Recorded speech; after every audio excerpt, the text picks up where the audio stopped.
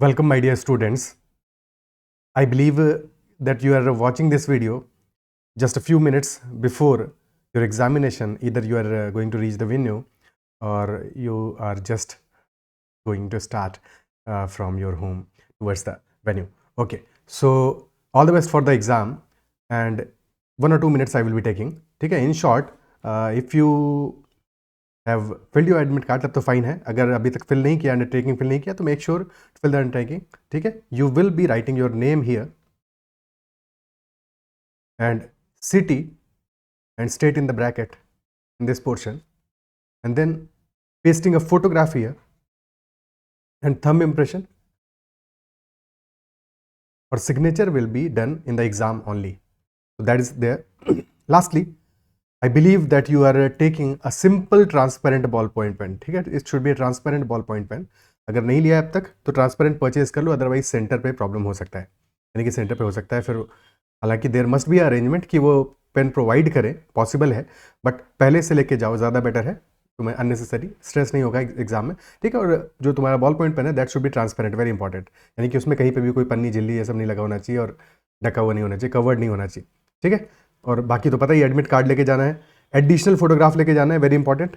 तो अगर additional photograph नहीं है तो carry that as well, additional passport size photograph for pasting on attendance sheet, and original valid ID proof, वो तो लेके जाओगे ही जाओगे. तो ये सब चीज़ें देख लेना. बाकी ट्रांसपेरेंट वाटर बॉटल भी लेके जा सकते हो, that is up to you. Is that clear? ठीक है, सो अब दो चार छोटी छोटी बातें कर लेते हैं.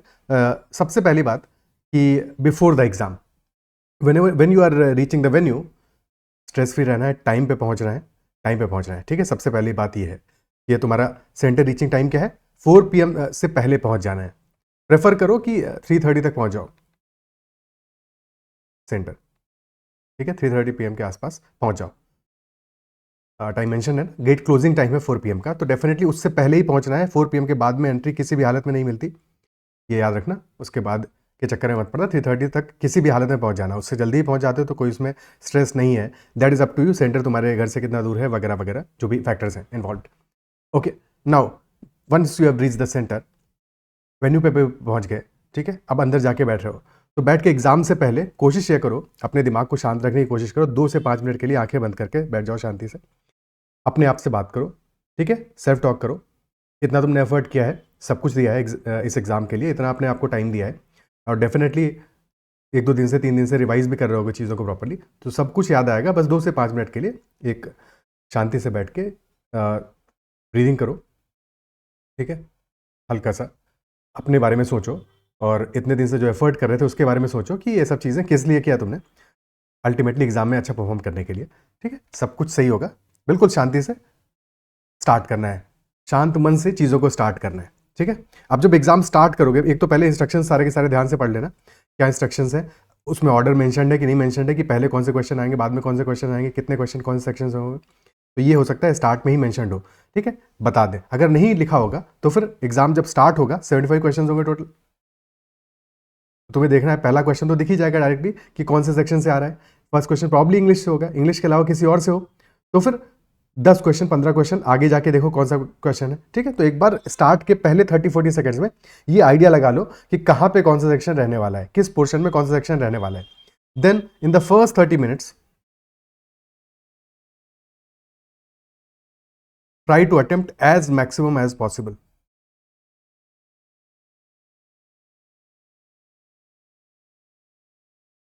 कैसे करोगे? दो चीजें हैं. एक तो ये ऐसे क्वेश्चन अटेम्प्ट करना है in the first 30 minutes which are going to take lesser time, easy questions. ठीक है, तो सारे क्वेश्चन पेपर के इजी क्वेश्चंस को पिक करना है. सेकंड बात ये है कि अपने स्ट्रॉन्ग सेक्शन से स्टार्ट करना है. तो फर्स्ट 30 मिनट्स स्ट्रॉन्ग सेक्शन जो तुम्हारा है, किसी के लिए इंग्लिश हो सकता है, किसी के लिए LR हो सकता है, किसी के लिए क्वांट हो सकता है, DI हो सकता है. ठीक है, और साथ में इजी क्वेश्चंस को ही पिक करना है. वेरी इंपॉर्टेंट है कि अगर तुम क्वांट से स्टार्ट करो तो लेंदी क्वेश्चन से स्टार्ट नहीं करना है. पहले वो क्वेश्चंस करने हैं जो फटाफट फटाफट एक लाइन सिंगल लाइन के क्वेश्चंस हैं, इजी क्वेश्चंस हैं, उनको करना है. टारगेट ये होना चाहिए फर्स्ट 30 मिनट्स में you are able to cover if possible 25 questions. ठीक है, 25 क्वेश्चंस कर लेने हैं, क्योंकि अगर first 30 minutes is very important. पहला जो 30 मिनट्स है, अगर उसमें तुमने 25 क्वेश्चंस कर लिए तो तुम आगे के लिए वेल प्रिपेयर्ड हो. ठीक है, टारगेट ये होना चाहिए कि रफली 40 मिनट्स में, ठीक है, 40 मिनट्स में, 40 to 45 मिनट्स में तुम्हारा हाफ द पेपर हो जाना चाहिए, यानी कि रफली 35 to 37 क्वेश्चन हो जाने चाहिए इन फर्स्ट 40 to 45 मिनट्स। और ये तब होगा जब फर्स्ट 30 मिनट्स में रफली 25 क्वेश्चंस कर लोगे। ठीक है, तो सबसे पहले फोकस करना है पेपर में इजी क्वेश्चंस पे, किसी भी सेक्शन के, किसी भी सेक्शन से कहीं से भी स्टार्ट करो, बट फटाफट से इजी क्वेश्चंस, छोटे छोटे क्वेश्चंस करते जाना है, और इजी के बाद में मॉडरेट पे आओगे और फिर बाद में देखोगे जितना टाइम बचेगा।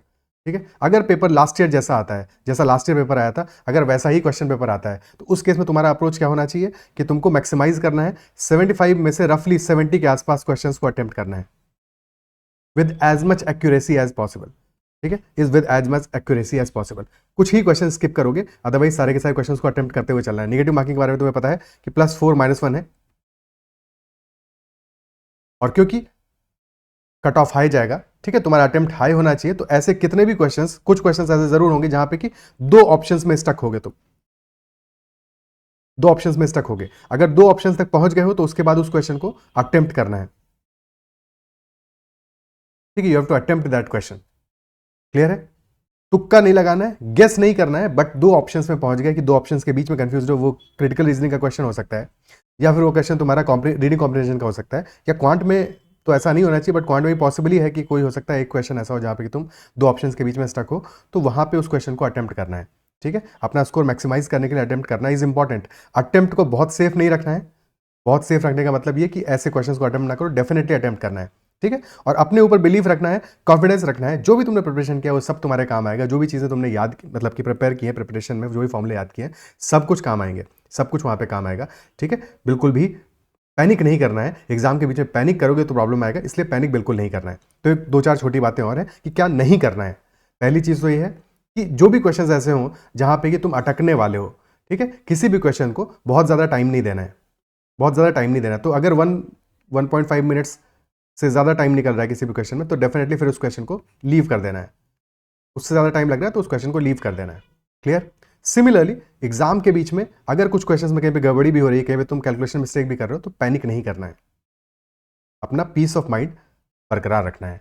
ठीक है, जितना तुम काम रहोगे उतना बेटर तुम्हारा एग्जाम होगा। बाकी तुम खुद समझदार हो, छोटी छोटी बातें हैं जो मैंने सोचा कि डिस्कस करना इंपॉर्टेंट है, एंड दैट इज ऑल। ठीक है, इतना ही रखते हैं इस सेशन में।